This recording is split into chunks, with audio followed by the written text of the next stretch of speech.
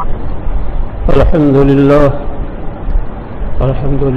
نحمده ونستعينه ونستغفره ونؤمن به ونتوكل عليه ونعوذ بالله من شرور أنفسنا ومن سيئات أعمالنا من يهده الله فلا مضل له ومن يضلله فلا هادي له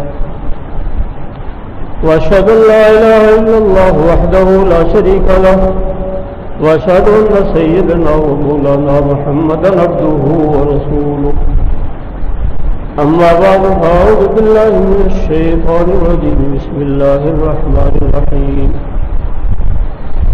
قد أفلح من تزكى وذكر اسم ربه فصلى بل تؤثرون الحياة الدنيا والآخرة خير وأبقى إن هذا لفي الصحف الأولى صحف إبراهيم وموسى. وقال النبي صلى الله عليه وسلم إن لكل قوم عيدا وهذا عيدنا، أو كما قال عليه السلام. صدق الله مولانا العظيم وصدق رسوله النبي الكريم، ونحن على ذلك لمن الشاهدين والشاكرين، والحمد لله رب العالمين.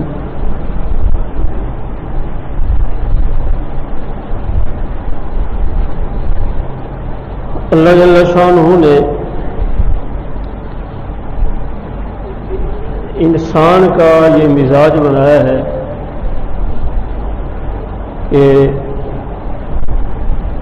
کوئی بھی اچھا کام کر کے اس کا دل خوشی منانے کو چاہتا ہے.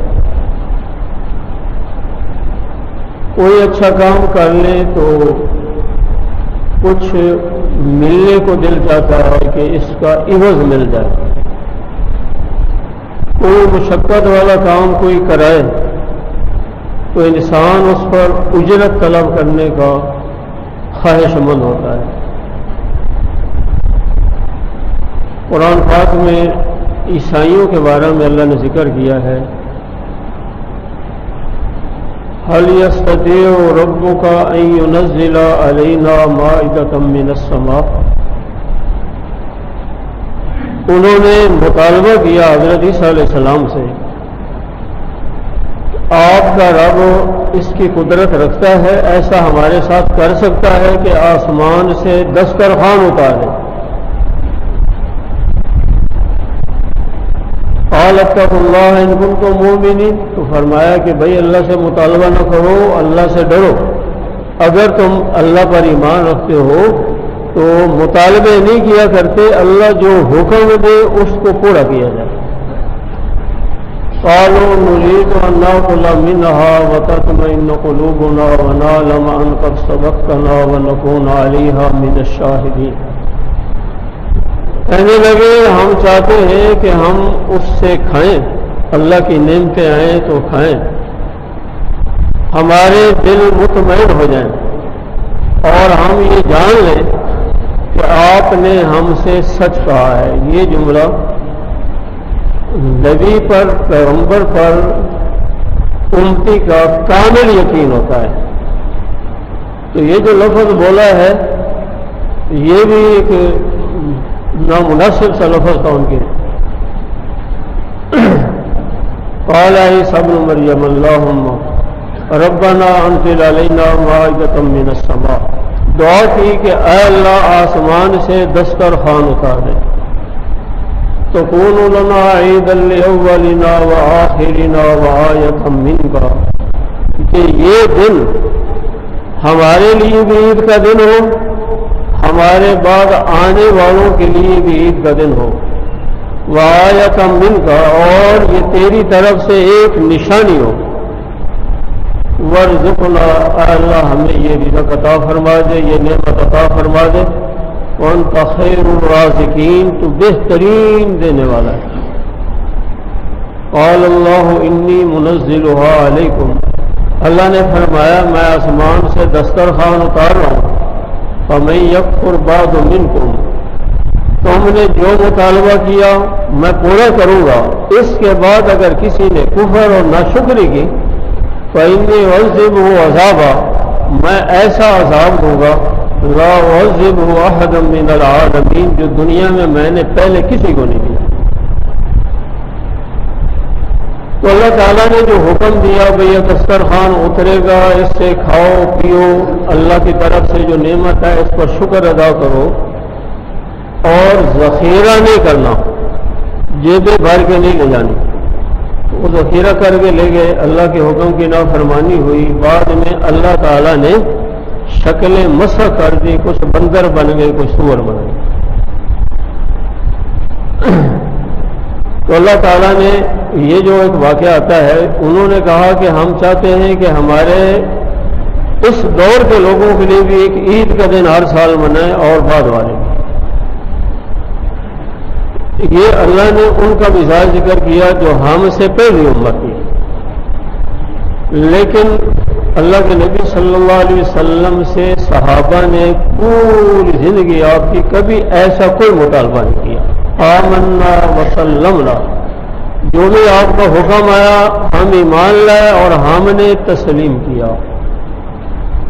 تو اللہ تعالیٰ کی اس امت پر نعمتوں کی بارش ہوئی، بے شمار نعمتیں ہوئی، روحانی اللہ نے جو اعمال دیے، روحانی ترقی کا جو ذریعہ ہے وہ بہت زیادہ ہیں۔ اللہ نے عمر اس امت کی تھوڑی بنائی، احکامات بہت زیادہ دیے، اور تھوڑے احکامات پر اللہ نے اجر بہت دیا۔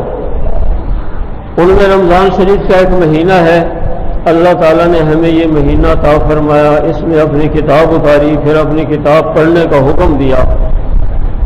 تو یہ اس امت کی خصوصیت ہے۔ روزے اگرچہ پہلی امتوں پر بھی تھے، یہودیوں پر بھی تھے، عیسائیوں پر بھی تھے، لیکن وہ ایسا کرتے تھے کہ جب سخت گرمی کا موسم آتا، احکامات ہمیشہ قمری مہینے کے لحاظ سے قمری سال کے ساتھ ہوتے۔ جب سخت گرمی میں رمضان اپنا ان کے روزوں کے دن آتے تو اتفاق کر لیتے کہ ہم گرمی میں نہیں رکھتے، سردیوں میں زیادہ رکھ لیں گے، لیکن اللہ نے ہم پر یہ مہینہ فرض کیا، تو اس وقت سے لے کے اب تک اللہ کا فضل ہے کہ امت میں یہ عمل چلتا آ رہا ہے۔ آپ صلی اللہ علیہ وسلم کے زمانہ میں صحابہ بڑی خوشی سے بلکہ شوق اور محبت سے رمضان آنے سے پہلے ہی دعا کرتے تھے کہ اللہ ہمیں رمضان نصیب کر دے۔ آپ بھی یہ دعا کرتے تھے اور شوق محبت سے رمضان میں عبادت کرتے تھے۔ آپ صلی اللہ علیہ وسلم نے شروع میں چند دن جو تراویح پڑھائیں، پھر آپ باہر تشریف نہیں لائے تو صحابہ مسجد میں انتظار کرتے رہے، کھانستے رہے کہ اللہ کے نبی باہر تشریف لائیں۔ پھر آپ آئے تو فرمایا کہ میں اس لیے نہیں آتا کہ یہ نماز تراویح تم پر فرض نہ ہو جائے، پڑھو، اور ترغیب دی۔ من قام رمضان ایمانا واحتسابا غفر له ما تقدم من ذنبه وما تأخر، جو رمضان کی راتوں کو قیام کرے گا اللہ کی رضا کے لیے، اللہ سے ثواب حاصل کرنے کے لیے، اللہ اس کے پچھلے گناہ معاف کر دیں گے۔ یہ اللہ نے صرف تراویح پر یہ انعام مقرر کیا ہے۔ پھر اس کے بعد صحابہ نے اتفاق سے حضرت ابی بن کعب رضی اللہ عنہ کو کھڑا کیا، وہ تراویح میں قرآن سناتے رہے، اور پوری امت کا یہ معمول ہے اور اب بھی چلتا آ رہا ہے۔ تو ایک سنت تراویح کی، دوسری سنت قرآن پاک سننے کی، اور تیسرا فریضہ رمضان شریف کے روزے رکھنے کا۔ تو رمضان میں یہ تین بڑی باتیں ہیں۔ صرف تراویح کا اللہ نے یہ ذکر کیا ہے کہ میں اس سے پچھلے گناہ معاف کر دوں گا۔ ساتھ اللہ تعالیٰ نے شب قدر ہمیں عطا فرمائی۔ آپ صلی اللہ علیہ وسلم نے جب پہلی امتوں کے لیے ذکر کیا کہ بہت لمبی عمریں ہوتی تھیں، بڑے بڑے مجاہدے کرتے تھے، تو اس پر صحابہ کو رشک آیا، آپ نے شب قدر اترنے کی بشارت سنا دی۔ اس ایک رات کو جو پا لے گا 83 سال سے زیادہ عبادت کا ثواب ہوگا۔ تو رمضان شریف کا مہینہ اصل میں تبدیلی کا مہینہ ہے کہ انسان پر شیطان مسلط ہے، محنت کرتا ہے، سارا سال انسان کو ورغلاتا ہے۔ رمضان شریف کے اندر اللہ تعالیٰ رحمتوں کے دروازے کھول دیتے ہیں، اجر بڑھا دیتے ہیں، بڑے بڑے شیاطین کو اللہ قید کرا دیتے ہیں۔ اس لیے اللہ نے قرآن پاک کے اندر یہ بات فرمائی ہے، جب اللہ کی طرف سے ایسا معاملہ ہو گیا کہ مسلمانوں کے لیے جہنم کے دروازے بند کرا دیے گئے، جنت کو سجا دیا گیا، جنت کے دروازے کھول دیے گئے، شیاطین کو بھی بند کرا دیا گیا، تو ان مسلمانوں کے لیے اللہ نے ایک راستہ کھلا کر دیا اور آسان کر دیا۔ اور قرآن پاک کے اندر اللہ نے فرمایا کامیاب فلاح پانے والا اور بہترین زندگی گزارنے والا، دنیا میں سکون حاصل کرنے کا کیا طریقہ ہے، کون سا آدمی ہے جس کو سکون مل جائے؟ قد افلح من تزکا، فلاح پا گیا وہ آدمی جس نے اپنے آپ کو پاکیزہ بنا لیا۔ تو طہارت کے دو حصے، ایک طہارت ہے کہ ہم وضو کرتے ہیں، مسلمان پاک رہتا ہے، اس لیے حدیث میں آتا ہے کہ آدمی جنابت کا غسل کرتا ہے تو ہر بال کے نیچے اللہ نور پیدا کرتے ہیں۔ تو اللہ نے فرمایا قد افلح من تزکا، فلاح پا گیا، کامیاب ہو گیا وہ آدمی جس نے اپنے آپ کو پاک صاف کر لیا۔ تو ایک ناپاکی گندگی ہوتی ہے جو جسم پر لگتی ہے، انسان غسل کرتا ہے جسم پاک ہو جاتا ہے، 5 وقت وضو کا حکم ہے، انسان وضو کرتا ہے تو ان اعضاء سے جو گناہ ہوتے ہیں وضو کی برکت سے اللہ وہ بھی معاف کر دیتے ہیں۔ جو عضو انسان دھوتا ہے اس سے جو گناہ ہوتا ہے وہ پانی کے ساتھ وہ گناہ بھی دھل جاتے ہیں۔ اس کے بعد آدمی نماز پڑھتا ہے تو نماز سے آدمی جب نماز پڑھتا ہے تو اللہ تعالیٰ نماز سے بھی گناہ معاف کرتے ہیں۔ ایک صحابی تھے، ان سے گناہ ہو گیا۔ صحابہ کا مزاج یہ تھا کہ جب کوئی چھوٹا سا گناہ بھی ہوتا تو وہ کہتے کہ جیسے ہم پر پہاڑ گر گیا۔ آپ صلی اللہ علیہ وسلم کے پاس آ کے رونے لگے، حضرت مجھ سے گناہ ہو گیا، گناہ چھوٹا سا تھا۔ فرمایا چلو نماز کا ٹائم ہے، نماز پڑھی، اس کے بعد فرمایا ان الحسنات یذہبن السیئات، انسان جب نیک عمل کر لیتا ہے تو پچھلے گناہوں کو اللہ معاف کر دیتے اس کی برکت سے۔ تو ایک نماز کے بعد دوسری نماز کے درمیان اگر آدمی گناہ کر لیتا ہے تو نماز پچھلے نماز کے بعد والے جتنے گناہ ہوتے ہیں معاف کرا دیتی ہے۔ لیکن سارے گناہوں سے مراد ہیں صغیرہ گناہ، چھوٹے گناہ، بڑے گناہوں کے لیے استغفار توبہ کرنی پڑتی ہے۔ تو نماز بھی آدمی کو پاک بنا دیتی ہے۔ یہ جسمانی طہارت ہے، ظاہری طہارت ہے۔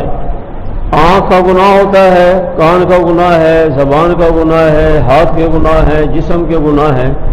یہ وضو سے نماز کی طرف انسان چل کر آتا ہے، پاؤں کے گناہوں سے معاف ہو جاتے ہیں۔ ان سارے اعضاء سے جو گناہ ہوتے ہیں نماز کے لیے یہ سارے اعضاء استعمال ہوتے ہیں، اللہ معاف کر دیتے ہیں۔ کچھ گناہ ہوتے ہیں جو انسان کے باطن میں ہوتے ہیں، انسان کے دل میں، حدیث میں آتا ہے جب بندہ گناہ کرتا ہے تو دل پر سیاہ نقطہ لگ جاتا ہے، اور گناہ کرتا ہے لگ جاتا ہے، اور گناہ کرتا ہے لگ جاتا ہے۔ تو بعض دفعہ گناہ کرتے کرتے انسان توبہ استغفار نہیں کرتا، دل سیاہ ہوتا ہے۔ فرمایا پھر ایسا ہوتا ہے کہ اس پر نہ جہنم کی بعید اثر کرتی ہے، نہ جنت کے تذکرے سے اس کے اندر شوق آتا ہے، بے حس ہو جاتا ہے۔ تو یہ جو اندر کے گناہ ہوتے ہیں، انسان جب روزہ رکھتا ہے، پھر رات کو اللہ کے سامنے تراویح پڑھتا ہے کھڑے ہو کے، پھر قرآن سنتا ہے، تو قرآن سے انسان کے دل کا زنگ دور ہوتا ہے، پڑھنے سے، سننے سے، ذکر سے دل کا زنگ دور ہوتا ہے۔ پھر انسان توبہ استغفار کرتا ہے، تو قرآن سننے سے، توبہ استغفار کرنے سے بھی دل کی صفائی ہوتی ہے۔ انسان روزہ رکھتا ہے تو روزہ پورے جسم کا ایک عمل ہے۔ کتب علیکم الصیام، اللہ نے فرمایا روزہ تمہارے پورے بدن پر لازم کیا گیا ہے۔ انسان کھانے پینے خواہشات سے رکتا ہے، لیکن روزہ آنکھ کا بھی ہوتا ہے، زبان کا بھی، کان کا بھی، سارے اعضاء کا ہوتا ہے۔ اللہ نے فرمایا کتب علیکم، تمہارے پورے بدن پر روزہ لازم کیا گیا ہے۔ کیوں کیا گیا ہے؟ لعلکم تتقون، تاکہ تم متقی بن جاؤ، تمہارے اندر تقوی آ جائے۔ تو تقوی کا معنی ہوتا ہے کہ بندہ اپنے آپ کو ہر قسم کے گناہ سے بچا کے چلے۔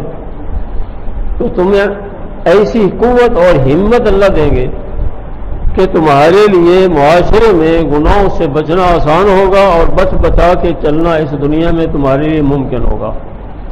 تو جب بندہ توبہ استغفار بھی کرتا ہے، اللہ سے دعا بھی کرتا ہے، ایک پورا مہینہ روزے رکھتا ہے۔ آپ سارے جانتے ہیں حضرت موسیٰ علیہ السلام کو جب اللہ نے کوہ طور پر بلایا کتاب دینے کے لیے، وَوَعَدْنَا مُوسَىٰ 30 لیلہ، اللہ نے 30 راتوں کا فرمایا کہ ان 30 راتوں میں روزے رکھو۔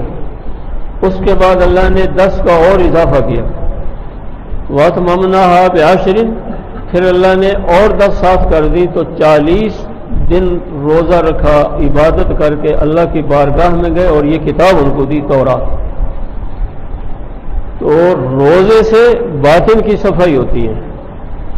تو انسان جب روزہ رکھتا ہے، ساتھ استغفار بھی کرتا ہے، تو اللہ باطن کی صفائی کر دیتے ہیں۔ تو رمضان کا مہینہ اس لحاظ سے بابرکت مہینہ ہے کہ آدمی ظاہری عبادات بھی زیادہ کرتا ہے، پھر رمضان کے روزے رکھتا ہے، پھر حدیث میں حکم آتا ہے جیسے تم سنتے رہتے ہو کہ انسان استغفار بھی زیادہ کرے، توبہ بھی کرے، کلمے کا ذکر بھی کرے، جنت کو بھی مانگے، جہنم سے پناہ مانگے، یہ سارے عمل کرتا رہے تو آدمی ظاہر باطن سے پاک ہو جاتا ہے۔ اس کے بعد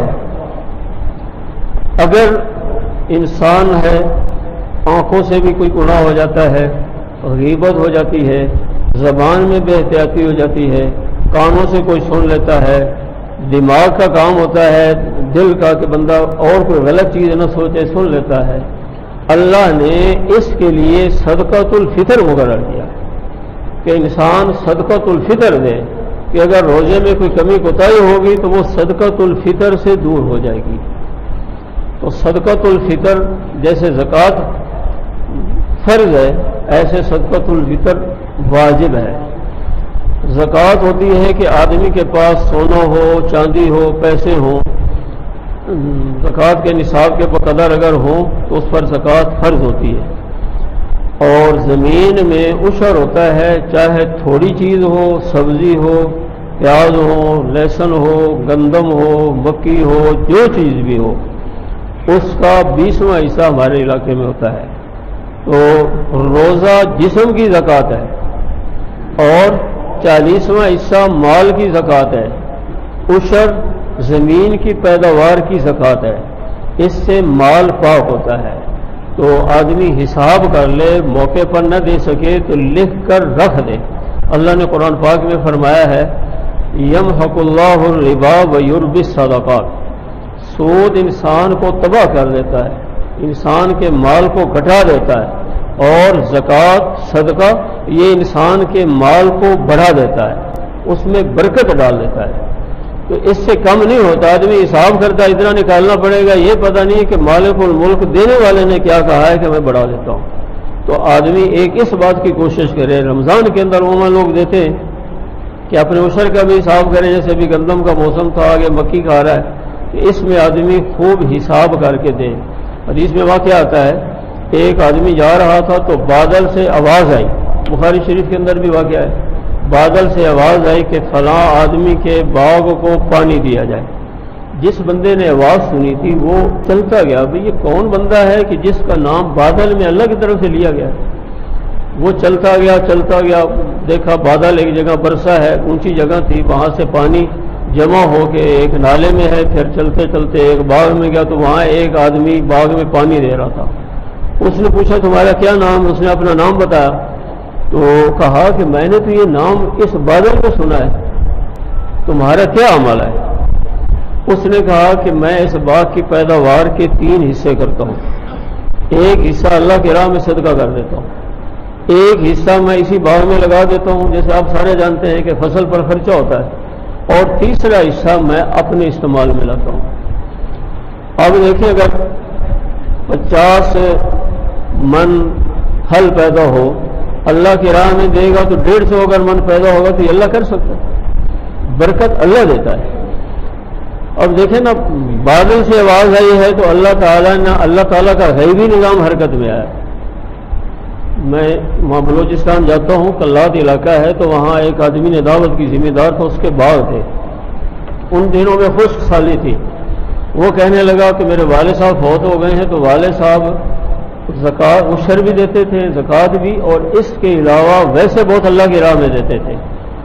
یہاں خشک سالی ہے، لیکن اللہ کا فضل ہے کہ مجھے کبھی خشک سالی نہیں ہوئی۔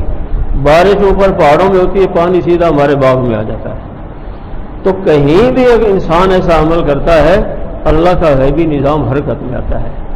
تو مال بھی پاک ہو اور آدمی اعمال بھی کرے، اپنے ظاہر کو بھی پاک رکھے، باطن کو بھی پاک رکھے، تو اللہ نے رمضان کا مہینہ اسی لیے رکھا ہے کہ آدمی اپنے ظاہر باطن کو پاک بنا لے۔ تو اس کے بعد اللہ نے فرمایا، جو میں نے عید پڑھی ہے، قد افلح من تزکا، فلاح پا گیا وہ آدمی جس نے اپنے آپ کو پاکیزہ بنا لیا، ظاہر کو بھی پاک بنا لیا، باطن کو بھی پاک بنا لیا۔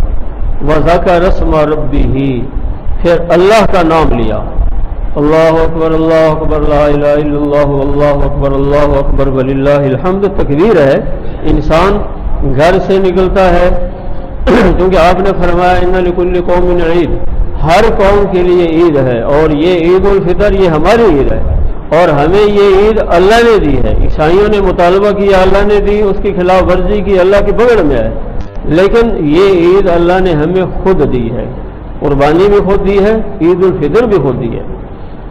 تو آپ نے فرمایا کہ ہر قوم کی عید ہے، تہوار ہیں، بہت سارے لوگوں نے خود گھڑے ہوئے ہیں، لیکن یہ عید ہمارے مالک نے مقرر کی ہے۔ تو اللہ نے فرمایا قد افلح من تزکا، فلاح پا گیا وہ آدمی جس نے اپنے آپ کو پاک صاف بنا لیا۔ وذکر اسم ربہ، پھر اپنے رب کا نام لیا، نام لیتے ہوئے آ گیا، اور پھر اللہ کا نام لے کے تکبیر کہہ کے عید پڑھی، فصلی، پھر نماز پڑھی۔ تو یہ تین کام کر لیے تو کامیاب ہو گیا۔ آگے اللہ نے ایک بات فرمائی ہے، تو ابھی عید کا موقع ہے، تو حکم یہ ہوتا ہے کہ انسان جب عید کے لیے آئے تو اچھا لباس پہن کے آئے، اگلا ہو تو دھو کر آئے، یا نیا لباس پہن کے آئے، کہ جب آدمی بڑے کی بارگاہ میں جاتا ہے تو اچھا بن کے جاتا ہے۔ اور اللہ نے قرآن میں حکم دیا ہے کہ جب آپ مساجد میں آئیں تو اچھا صاف ستھرا لباس پہن کے آئیں، نماز کے لیے بھی اور عید کے لیے خصوصاً، کیونکہ بڑے کی بارگاہ میں جانا ہے تو انسان شادی کے لیے جاتا ہے تو اچھا لباس پہن کے جاتا ہے، اس لیے آتا ہے کہ جو لباس آدمی شادی میں تقریب میں پہن کے نہ جا سکتا ہو، اگر وہ لباس پہن کے مسجد میں آئے تو نماز مکروہ ہوتی ہے، کیونکہ خذوا زینتکم عند کل مسجد، اللہ نے فرمایا ہر نماز کے وقت زینت والا لباس پہن کے آؤ۔ اور یہ تو پھر رمضان کے بعد انعام کا دن ہے۔ اللہ کے نبی صلی اللہ علیہ وسلم نے فرمایا ہر قوم کی عید ہے، یہ ہماری عید ہے، اور اللہ تعالیٰ اس دن یہ فرماتے ہیں فرشتوں، میں نے اپنے بندیوں پر ایک فریضہ لازم کیا تھا، اگر ایک مزدور کے ذمے کوئی کام لگا دیا جائے، وہ مزدور اس کو پورا کر لے تو اس کو کیا ملنا چاہیے؟ تو فرشتے کہتے ہیں یا اللہ جب وہ اپنا کام پورا کر لے تو ان کو فوراً ان کی اجرت اور مزدوری دینی چاہیے۔ اللہ تعالیٰ فرماتا ہے فرشتوں گواہ رہنا، میرے بندے روزے رکھ کے رات کو نمازیں پڑھ کے آج عیدگاہ میں آ گئے ہیں، تم گواہ رہنا کہ میں نے سب کو بخش دیا۔ تو اصل میں یہ بخشش کا دن ہے، اس لیے اللہ نے فرمایا ہے کہ انسان اس کام میں اپنے آپ کو لگا کے خوشی محسوس کرے۔ قل بفضل اللہ وبرحمتہ، آپ فرما دیں اللہ کے فضل اور رحمت سے خوش ہو۔ فبذلک فلیفرحوا، اور چیزوں پر خوش ہونے کی بجائے اس سے خوش ہو۔ تو جیسے عید میں ہے کہ انسان غسل کرتا ہے، حکم یہ ہے، اور غسل کر کے تیل لگائے اور خوشبو لگائے، یہ ہمارے نبی کی سنت ہے۔ اس کے بعد نماز عید ہوتی ہے، انسان یہ بھی سوچے کہ آج میں نے خود غسل کیا ہے، نیا لباس پہنا ہے یا اچھا لباس پہنا ہے، خوشبو لگائی ہے، اور عید پڑھ کے اللہ کی بارگاہ سے انعام کی امید کر کے کہ اللہ نے بخشش کا اعلان کر دیا، انسان واپس جائے خوش ہوتا ہوا۔ اور اللہ اکبر اسی لیے ہے کہ اللہ کی بڑائی بیان کرنے جس نے انعام دیا۔ انسان سوچے کہ ایک دن آئے گا کہ میری اس دنیا سے بھی روانگی ہوگی، اور اس دن میں خود غسل نہیں کروں گا، مجھے کوئی اور غسل دے گا۔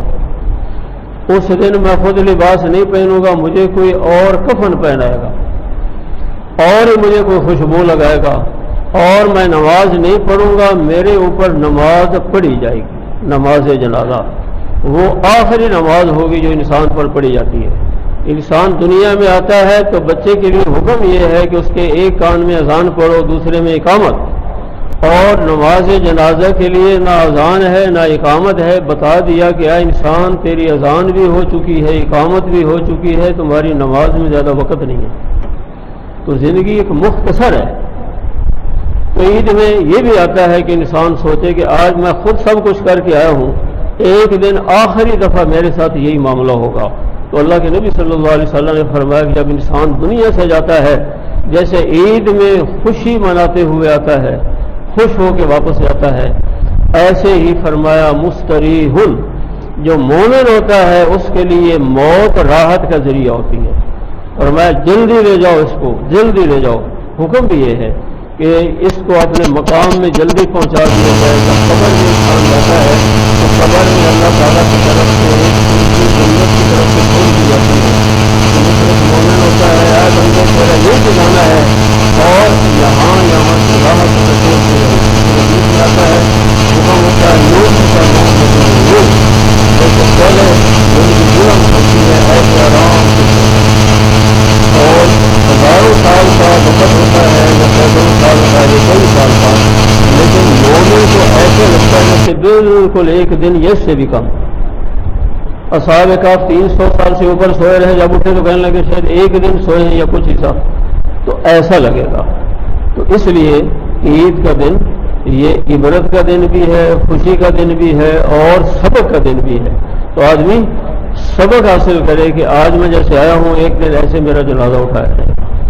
تو آدمی تہیہ کر لے کہ میں نے اپنے آپ کو اب پاک صاف ہی رکھنا ہے، ظاہری لحاظ سے بھی باطنی لحاظ سے بھی۔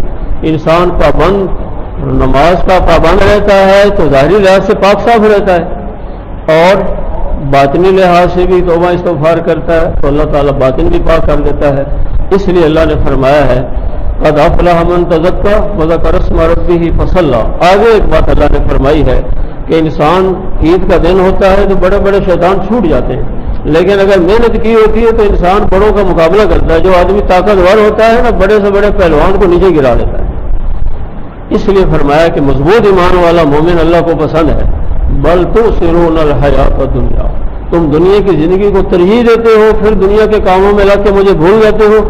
والآخرۃ خیر وابقی، آخرت بہتر ہے اور ہمیشہ باقی رہنے والی نعمتیں۔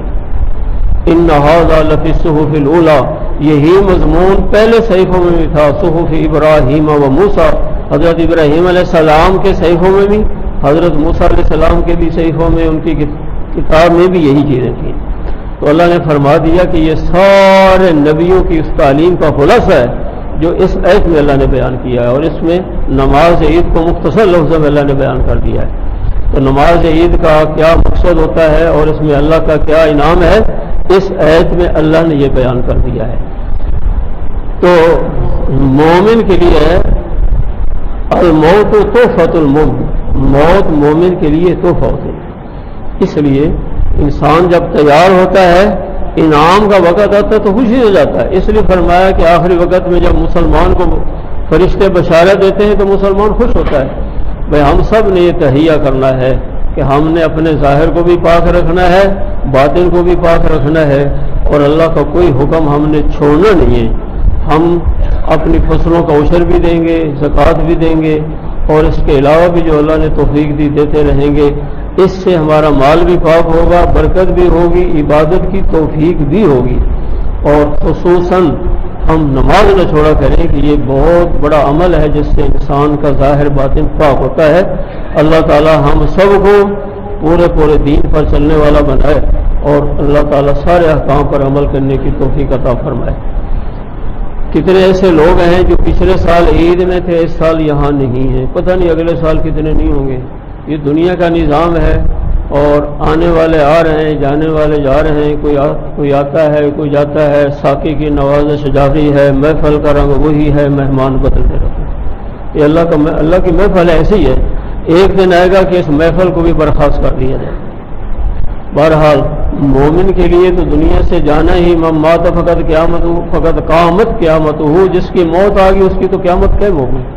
تو بھائی اگر ہم اپنے آپ کو آج کی طرح ہمیشہ تیار کر کے رکھیں گے ظاہر باطن کے لحاظ سے، تو ہر وقت بندہ تیار رہے، جب بھی موت کا فرشتہ آ جائے آدمی تیار ہو، چلو اپنے وطن جانا ہے، ہمیں کیا پریشانی۔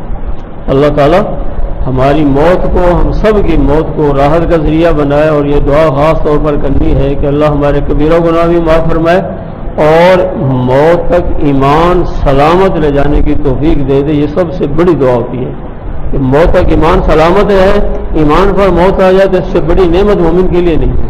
ہم نے یہ بھی دعا کرنی ہے۔